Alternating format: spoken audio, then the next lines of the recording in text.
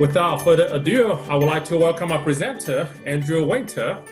Andrew began his career as a software and database developer, where he noticed a significant resistance to change between senior level employees and the younger entry-level associates.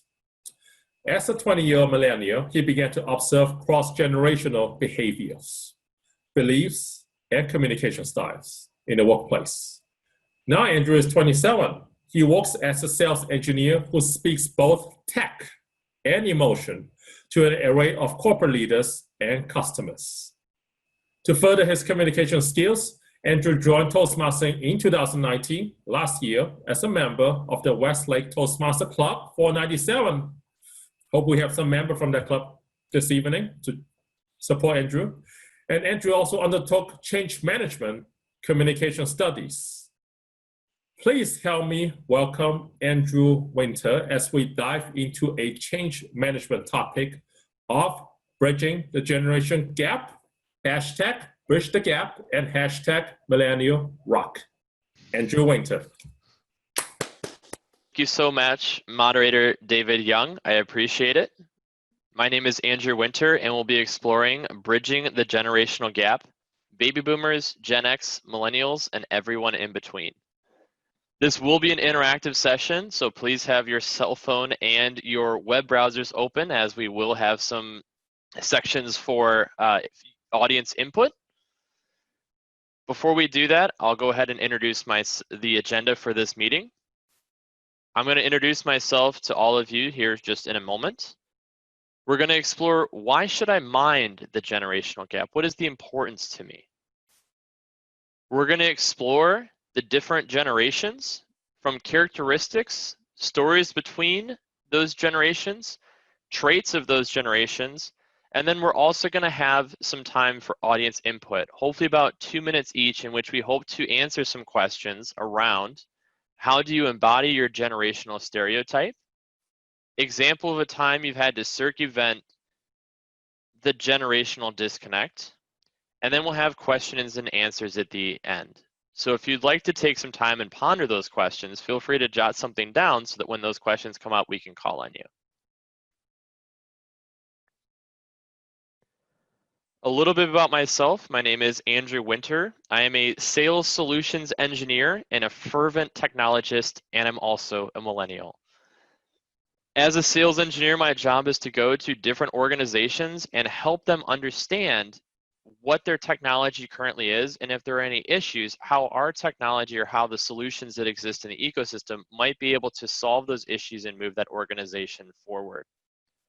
As such, I have a lot of conversations around change management, diffusion, and also understanding the difference in generational gaps to make sure that indeed opportunities are moving forward and indeed change can indeed be performed.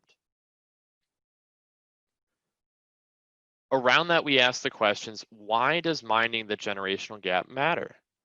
There are a lot of different instances in which we have to be cognizant of where the difference in generations can make a difference in our world. Some of those topics can include marketing, communication, change management, adoption of new technologies. We know that baby boomers and millennials all have difference in opinions around technology and its use. Politics, finances, in terms of, even right now we're currently undergoing a recession, so Gen Zers might experience a difference in finances than somebody who grew up as a baby boomer. Social media is a big one, fashion, and so on. The list is really large, but ultimately understanding how the differences in generations can impact specific decisions and different topics is important to understand. So let's first explore generations just in terms of looking at the years themselves. We'll start at understanding traditionalists and the silent generation, which are largely currently going through retirement. They exist in the years of 1927 and 1945. 1945 being a key year, and that's the year in which World War II is coming to a conclusion. The baby boomers are immediately after World War II, starting at 1946 through 1964. Gen X is where some of the years start to differ, in which Gen Xers are said to have started around 1965 and end around 1981, with a question mark there because a lot of experts dispute whether or not it was 1977 or 1981. I have ultimately chosen 1982 as the year for which millennials start rather than 1977 because of the fact that at the age of 18, millennials, which were quoted for the year of 2000, indeed turned 18 and graduated college in 1982. And so that seems to be the consensus for when millennials, in terms of birth year, actually exist. Now that ends around 1995, and then we start to look at the Gen Z generation, in which they are now just starting to enter the workforce today.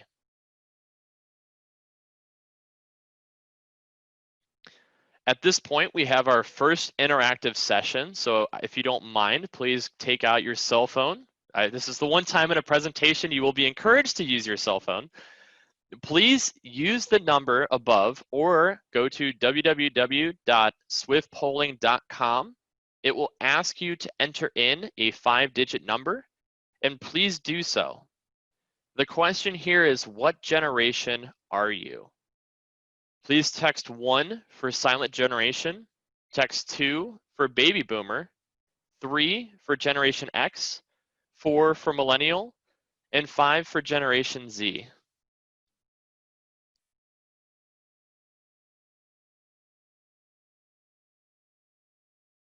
We have our first response. We have 100% millennials, which is awesome. More millennials are participating. Uh-oh. How the tides have turned very quickly. I'm going to put probably about a minute on this for all responses. Oh boy. A close tie, Andrew. Very close. All right, Generation X is on the board. My favorite, the forgotten generation, has made an appearance today.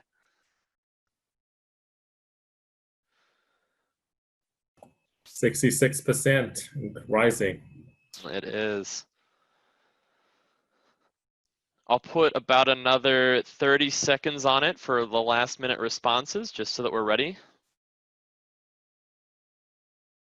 Millennials definitely went down.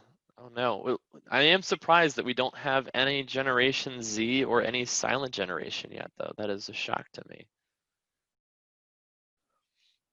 Oh, it's a baby boomer. It's rising.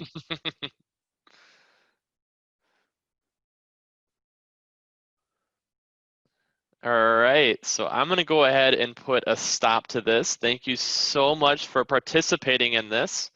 I am actually shocked by the results. Baby Boomer came in first place with 59% of all polling respondents. Generation X, the silent generation, coming through astoundingly at the end. I was surprised there, but they actually take a lead with 23%. And then millennials currently reside at about 18%. So most of us on this conversation will actually be baby boomers, which is a big focus of our presentation today. Thank you very much for all of those of you who responded. So looking at the second piece of this, what we want to do is focus on how does this actually impact the ability of Toastmasters, our workplace, or any other communication lines that we have between the different generational gaps. And ultimately what we start to look at is we start to look at the difference in not only projected population by generation in the workforce, in which millennials are now, as of 2019, the most populated generation in the workforce. And we can see that that number is going to continue to rise as baby boomers are going to continue to retire over the next several years. And the silent generation ultimately has already started that process. But then we also see that Generation X isn't expected to actually surpass the boomers up until 2028. But then we can also see all the different lines of communication, which we'll explore a little bit later on. So for instance, in-person communication for millennial, we're very much on Twitter, and it gets even worse as we start to look at the Gen Zers. But then we can also talk about lines of email. We're all very confident in there, but then in terms of using the phone, there's also differences in communication there as well. And so all we have to do specifically is just mind that generational gap. So again, we ask the question, why does it matter? And ultimately, I've taken a quote from Ronald Reagan, and he says, each generation goes further than the generation preceding it because it stands on the shoulders of that generation. You will have opportunities beyond anything we've ever known. And being in tech for myself, I continue to see that day in and day out. But ultimately, when we start these conversations, we're going to focus around traditionalists to begin standing on the shoulders of other generations. And so when we talk about baby boomers, we want to start with the traditionalists to understand what were the fathers of the baby boomers like. And so traditionalists were those that were 18 at the start of World War II. And I'm going to point this out because this is going to be a focal point for the presentation going forward, is that every generation, with the exception of one, seems to have war at the forefront of that new generation.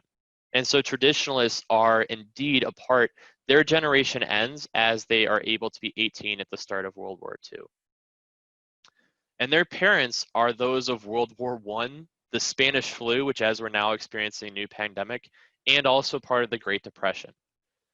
So as they were called the silent generation, children were expected to be seen and not heard. So moving through to that, we can focus around my grandpa Duke. My grandpa Duke was a stout American, is the best way that I can word it.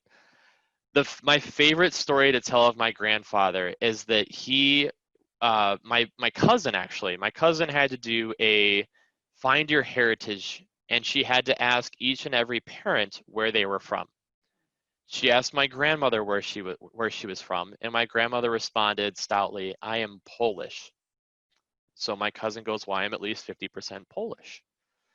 And my grandfather goes, "I'm 100% American." And so my cousin had to write down that she was indeed 50% Polish and 50% American. And her teacher approached my cousin and said, "I don't think you understood the assignment." And my cousin then responds, "I don't think you understand my grandfather," for which she was kindly rewarded an A on the assignment.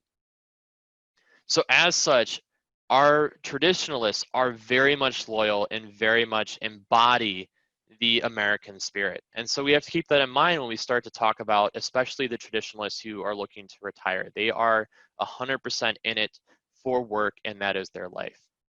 And as such, I also asked my grandfather at one point what he loved about my particular type of music. And to that, he responded,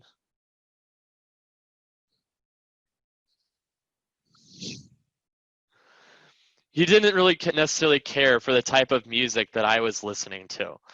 So we have to keep that in mind as we go across different generations, that different things mean different things to each and every generation that comes before it.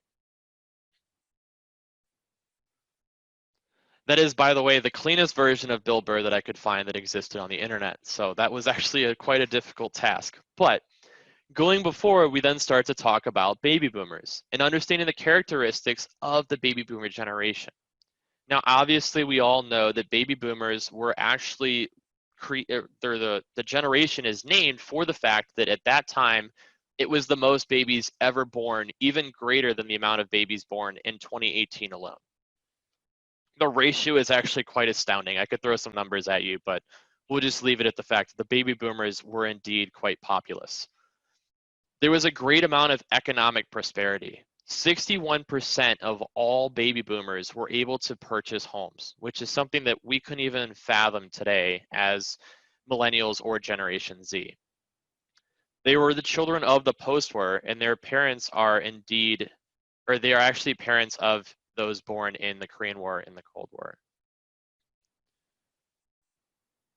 So when we start to talk about baby boomers, there's a lot of different concepts that we can kind of toss around. An example for me is working actually for a baby boomer boss. Currently, the baby boomer generation is the second largest workforce, only behind millennials. And as I worded, that was recently as of 2019. So I had the fortune of working for a baby boomer boss.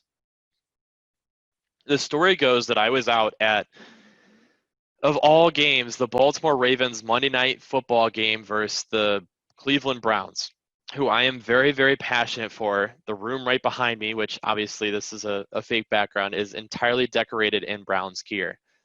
I stayed up late. I was excited to watch the Browns go for the game-winning field goal with 3 seconds left on the clock. And I get a text at 11:30 at night, and who to my wonderful eyes could it be? My boss, telling me that I need to be at work at 6 o'clock in the morning, or things are not going to be right with our system. And so I packed up immediately after the game and left for home so that I could focus on work rather than focusing on life.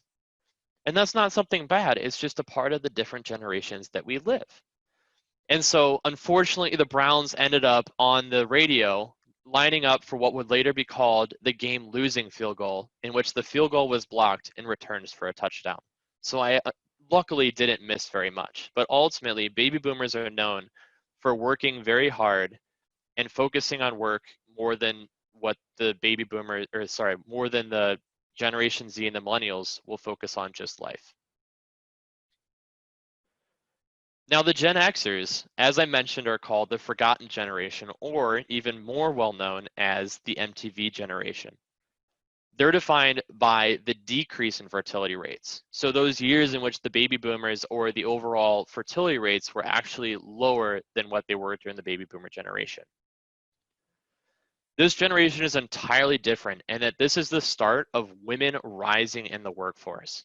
So that naturally leads for a transition from focusing on adults instead of on the children. Divorce rates increased.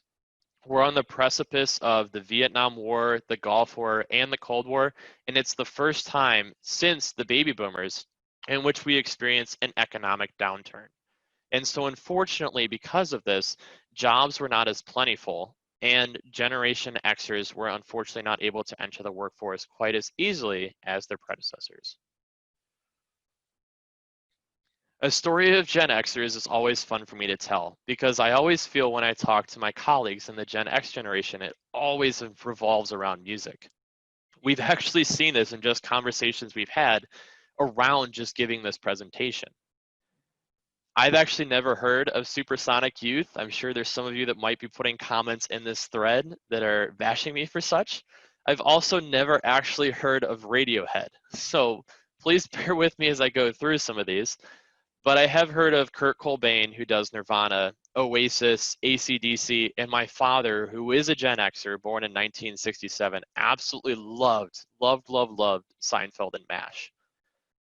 But it's interesting because when we're sitting in the workplace, I always talk about some of the newest hits. I've never really settled with some of the older classics. For me, the older classics might be Blink-182 or Sum 41, which are not really that old. But ultimately, when we start to talk about Gen Xers, a lot of them live for that MTV generation. And they also got to experience a brand new rebirth of the internet. And so they're technically the first adopters of what is the internet today. And so they are more technically apt than some of their previous generations. And then we start to talk about me as a millennial. And again, we start to talk about some of these age discrepancies. So in terms of the start time, I chose 1982 because at the age of 18, again, it's the class of 2000. This is the only generation I can think of in which the generation dates are not around a specific war. Even Gen Zers, we'll see in a minute, they're actually wrapped around the start of 9/11, in which they were able to actually wrap their brains around what was constantly happening, and also around the 2008 crisis. In this one, we see an increase in birth rates that existed in the 80s and 90s. And we think it might be because there was a boom after the Vietnam War, but there is no scientific data to back that up. I just pretty much did some research on dates to try to see if there was some kind of correlation. And also technology becomes more common. And so this is part of that millennial boom that we see. Now, a little bit about me. How do I embrace being a millennial? I don't. And there's actually a study that says 47% of all millennials actually absolutely hate that term. However, it is an accurate term to describe our generation. We have now seen a shift where a lot of millennials start to embody focusing on their lives rather than their work. How does this job affect my life? And to generations before us, that can sometimes be considered a little bit of a pain or a nuisance. And so we'll also focus on the Gen Zers. And so when we start to talk about those Gen Zers, they're actually born in 1996. And that's unfortunately because when 9/11 happened, it's around the time in which those who were born in 1996 could start to comprehend what was going on with 9/11 and the changes that took place after it. They were also born with technology at hand. So for instance, if you're a millennial, which I saw that 18% of us were, you might say, oh, my brother was able to play Xbox games when he was in 4th grade. Or, oh, my brother had a cell phone when he was in 3rd grade and I had to wait until I was in high school. That's just a part of the generational difference between us, is unfortunately technology is becoming pushed further and further and younger. They also grew up during the 2008 Great Recession. And with that, there were some hardships that they would experience that millennials before them might not understand. And so I can always talk about my brother who's a perfect example of this. And right now, my brother has just graduated from college, and it's a perfect time to do so with the current pandemic that we are all experiencing. So he's unfortunately undergoing some of the hardships in the workplace, which we as millennials, with some of our job security and our work-life balance, might not quite understand. And so there's that difference in generations that we have to obviously see through. So this is the point at which I want to open up to the audience and start to get the Q&A conversation going. I've given you a lot of the background on the differences in generations, and now I want to hear from everyone in the audience.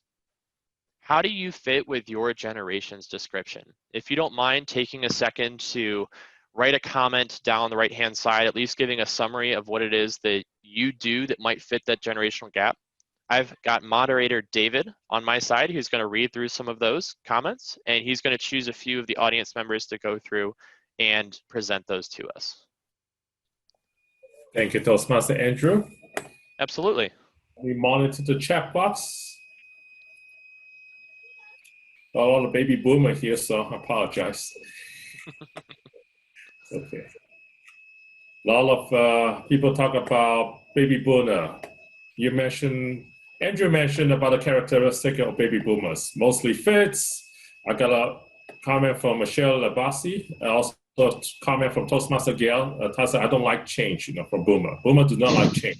Very work-centric. Again, these are not from me. These are from our audience. So Toastmaster David Meyer, Toastmaster Bob, it's about rules. It's about what parents working a long hour, we had to stay at home independent. Toastmaster Adam Brown, I was born in 1989 and I do embrace change. Okay. Toastmaster Adam, you're a millennial. Yeah, you're a millennial. You definitely embrace change. Sorry. Look at the chart that Toastmaster Andrew says. Toastmaster Laura, I fit the baby boomers. A lot of chat box coming about baby boomer. Andrew? I know, that's quite shocking to me. I thought that there'd be more millennials. I'm shocked. But this is awesome because now we get to really explore the difference in the gap between the different generations. And that's ultimately the whole point of this. Toastmaster Pretty talk about love real paperwork. I do too. Was suspicious of online learning and Google Classroom and Zoom for my children at school till the pandemic now. So I love it. 50-50 GenX. Toastmaster District Director Saranti. I'm part of that 47% don't agree fit the millennial. The challenge was finances, how to afford. So financial retirement is important for baby boomer. Obviously, Toastmaster Jenna worked the same job many years and now embrace social media. What is Facebook? Raised 2 children. Toastmaster Dare, leadership by default. Mostly something got stuck with baby boomer. Toastmaster Rick L. disagree. Boomer leadership is by consensus, more about authority and seniority. Toastmaster Sinitra, work hard, not leaving time to enjoy life, very uptight, dressed up, right? Toastmaster Jada, always have to adapt from a millennial perspective. Toastmaster Kathleen, boomer, but almost Gen X. I do fit the boomer subscription pretty well. Toastmaster Lewis and Michelle Creeds agree consensus and service-oriented boomer. So boomer are very rigid. Seems like they want to reach out to millennial, but they don't know how, and the millennial want to learn from the boomer. So, and then Toastmaster Jenna talk about, rock and roll. Welcome to Cleveland. Toastmaster and that talk about probably as boomer. So a lot of chats coming in as baby boomer. That's Toastmaster. awesome. Well, thank you so much, everyone, for responding. Oops, we're actually going to have one more section here in a second. Actually, let me see if I can go back really quick. Man, millennials trying new things, and sometimes they don't all work out. Absolutely. Let me get my phone. Let's go back one slide. There we go. And so what I do want to talk about also is in terms of when we start to talk about what we currently are in our generation, there's obviously the realm of understanding who we are, right? So as a millennial, not that I necessarily embrace it, but we have to understand where some of our boomers or where some of our Xers might have differences in terms of opinion, right? And so when we talk about job strength, boomers are very much service oriented and team players. Xers are very much adaptable and techno literate. And then millennials are amazing multitaskers and techno savvy, which I try to pride myself on being an individual in that space, but that's not always true. The outlook for boomers is optimistic, Xers are a little bit skeptical, and millennials are always hopeful. So we can read through this entire list and we can understand where there are differences in the generation and how that might even change the way that we communicate on the job. And so we can look at this even further in terms of looking at about the job, right? So what do we want to get out of it? Boomers are about visibility is key, FaceTime, right? I want to be in front of the client. And now we're experiencing a whole new change in that as just an entire society in which we might not be able to do that with the whole pandemic going on. Xers are about as long as I can get the job done, who cares? And the millennials, which I'm unfortunately a part of this, it's quitting time. I have a real life to live, right? So I split between Florida and Cleveland. So as soon as 5 o'clock hits, you can bet I'm on the beach. But then we start to talk about feedback, right? Feedback in terms of boomers, and I've experienced this firsthand, is once a year with documentation. Xers are about interrupts and asking how they're doing all the time. Millennials want constant feedback. At any time, they can get it. We just want it immediately, now, and that's it. And so at this point, I have one more section to open up, and it's name a difficulty you've had in terms of the cross-generational gap. And in this example, you can actually text just a word. So for instance, earlier I used one in which I was working with my Gen Xer boss, and he absolutely loved Radiohead, everything about Radiohead, and I didn't quite understand it. So to that point, if you have a cross-generational interaction that you've had difficulty with, please text it to this number above, just a few words or a snippet or a topic, or you can use, again, the online section.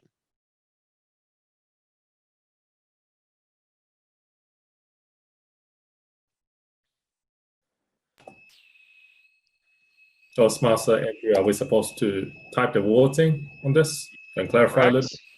Yes. Okay. Thank you. We'll see how this.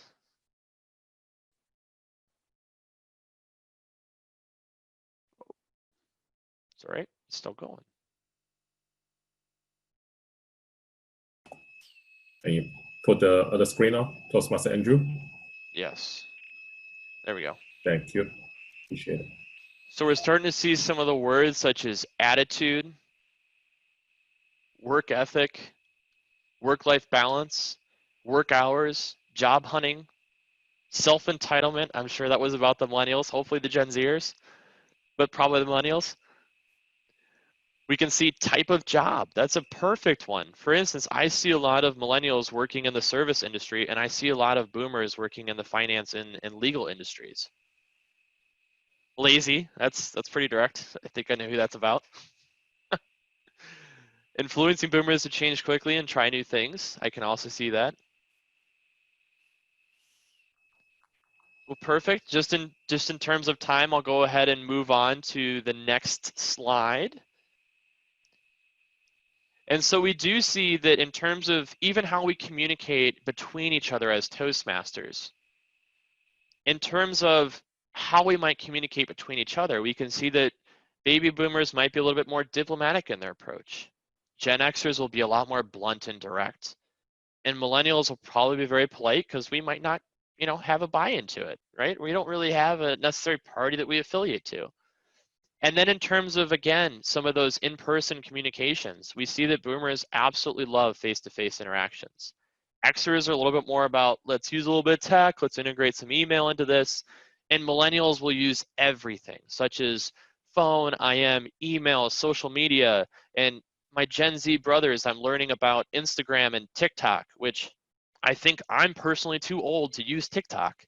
But that's, again, just a difference in understanding the generational gap. And so again, I'll open this up to another section. Where have you experienced difficulties communicating? So if you don't mind adding in the chat, hopefully we can call somebody up with moderator David's help to present where you've experienced difficulties in communicating. Thank you, Toastmaster Andrew. There's one from Toastmaster Dale. Talk about my daughters communicate by text.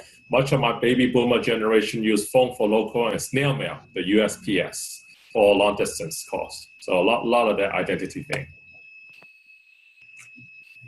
Text versus phone call.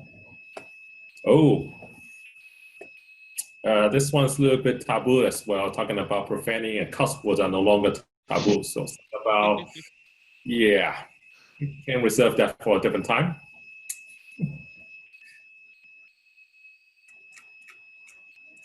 Lots of lots of identity, self-identity. I think the participants are now identifying themselves, putting themselves into a category and how to interact with different generations. Slow the text, so your polling feature that might explain why it's slow to text. Texting instead of talk directly in the room, look at the phone all the time, look down on the screen, look on the side of the screen, not looking at the camera. All of that Toastmaster are trying to educate us. Right? Your mom texts you dinner's ready from the other room? Oh, it happens all the time. We use an app. We don't even text anymore. So yeah, lots of responses talking about communication through text and email. So most people prefer text over the emails. Perfect. Mm-hmm. Well, I'll go ahead and finish with just my personal cross-generational story and why this is ultimately important for us to explore. I was working an opportunity and it frustrated me dearly. It was with a government agency in which I identified that the individual was definitely a part of the baby boomer generation. The integration was very technical, and I had one individual that I was working with.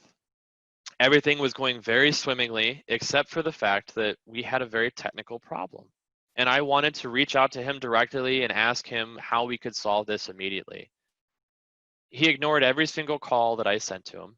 And instead, I received a 10-page email with about 20 different screenshots, each one stating that there was an issue within that screenshot, and to see screenshot 4A and 4B for where there was an issue. I was ultimately very frustrated because I wanted to handle this directly and not have to go through and answer an email. In this email, he wrote as if he was talking, except it was in text form. It was very frustrating, but ultimately I understood from where he was coming from and that he's been doing this for a very long time. So I was able to pivot and ultimately answer his email as if I was talking to him. Very informal, very much like a conversation, but through text. We were able to resolve the issue, and then afterwards there was a deal. And so understanding the difference in generations can ultimately help us communicate better as humans, respect each other, and ultimately reach that conclusion that we all seek and desire. And so for that, I'll hand it back to moderator David for some closing remarks. First of all, thank you so much, Andrew. Learn a lot about bridging generational gap. We're surprised today to see the results with how many percent of baby boomer? 60-some percent, with only about 40% millennial and the rest evenly distributed. But it's going to be a big pillar how to communicate them. I think that's the biggest challenge I had. I see a lot of our in the chat box, our audience is also struggling to talk to their kids, to their dad, mom, how to Google it. Google is a conversational stopper, absolutely. So just Google everything, or hey Siri.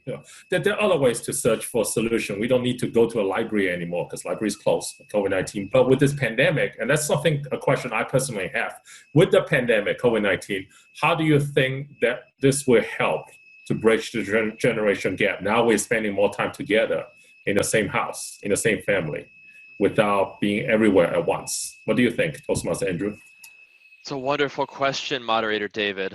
I would start off by first saying, as a sarcastic response, there's now a link you can do, let me Google that for you, and it will send you a sarcastic response. That would be my millennial answer right off the bat, but ultimately, I think that we're going to see a shift in the way that we communicate together. Ultimately, my job is all about traveling and being face-to-face in front of clients. But now we've faced this new digital revolution in which I'm now facing a white light on my computer to try to communicate directly with all of you staying in the audience today. And this might be a new form of communication that we have going forward as we try to communicate with friends, as we try to even celebrate graduations of our loved ones and our family and our friends. My brother's graduation, I was 1,200 miles away and couldn't fly out to his graduation. My brother missed both his undergraduate graduation and his master's graduation. He has not experienced a single collegiate graduation. And so we'll start to see this potentially become something as a new form of communication as we go forward in the 21st century. Thank you very much, Toastmaster Andrew. Another question popping. I'm not going to mention the name to protect that person's age. I don't want to reveal any age for Toastmaster member. Boomers feel like, does any other baby boomer feel ashamed being a boomer because being so old, so outdated, and forced to learn social media like Zoom or any other media? So do they?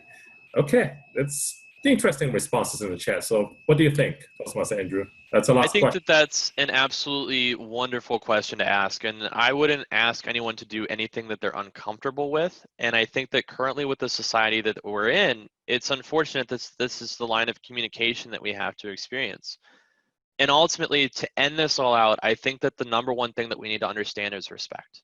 And so as a millennial, to understand that, you know, as a baby boomer, you haven't necessarily had to try to use technology as much. It hasn't been something that's been at the forefront of your mind. Whereas as a millennial, all we've known is our whole image is relying on Facebook, Twitter, Instagram, TikTok now, which is a weird one. But if we respect each other and we understand that there might be difficulties in using the technology as we go forward, then we can start to grow together and ultimately communicate more effectively across the different generations. That's well said. Thank you for the closing remark, Toastmaster Andrew. It's about understanding and hashtag generation respect. So thank you. Great closing. Please join us. Well, applaud to Andrew Winters. Such a fantastic presentation today. And with the remaining time we have, I would like our participants, the audience, to help Toastmaster Andrew by providing your evaluation and feedback. I'm going to pop in the chat box right now. There's a job form you can click on. Now, technology, I understand, baby boomers. Please click on that and fill out the evaluation for Toastmaster Andrew Winters. And a lot of good closing comment also in the chat box. No matter how young or old or not so young, we all need to be respectful towards one another. Isn't that the Toastmaster core value, respect? Yes, that's why we're here. So thank you, Toastmaster Andrew, for reminding the audience, you know, doesn't matter how old you are, it's about respect and learning and connecting with each other. So great job, a lot of chat popping in, great job. With the closing, I would like to ask you, Toastmaster Andrew, how can the audience or the participants tonight to find you if you want to learn more about what you do to connect with you further? I saw you have your website listed already. So would you mind telling us a little bit about yourself, what you do? Absolutely. So I'm always interested in exploring the differences in the society and change management topics and diffusion technology. I'm all about it. And so if you'd like to reach out to me, my LinkedIn is just Winter Developer, but you can also I'm building a website. It's called winterwho.com to follow all of the different jobs and hobbies and activities that I'm starting to partake. And you're also more than welcome to email me with any questions or comments that you have with regards to the presentation today. Thank you, Toastmaster Andrew. One last question. Your last name, Winter. And tell me about, I remember you coming back from Florida, so it's kind of a contradiction here. So just a side note, so your last name. It's really funny. As a kid, I absolutely loved winter. And then as an adult, my parents were like, you know, you're going to hate it when you get older. and now here I am. I love winter because I go down to Florida and I hang out and then I come back up to Cleveland. But ultimately Cleveland's home. I'm very passionate about the people that we have here, and definitely 100% the hardworking individuals that indeed make living up here the greatest thing in the world. And so I'm excited to be back. Welcome back to Cleveland. Thank you, Toastmaster Good to Andrew. be back. And if I can ask Toastmaster Dan Maynard to unmute everybody right now so we can give a hands of applause to everybody just for a few minutes. Good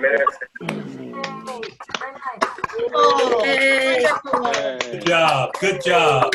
Okay, good job. Good job. Give Millennials a good name. Thank you.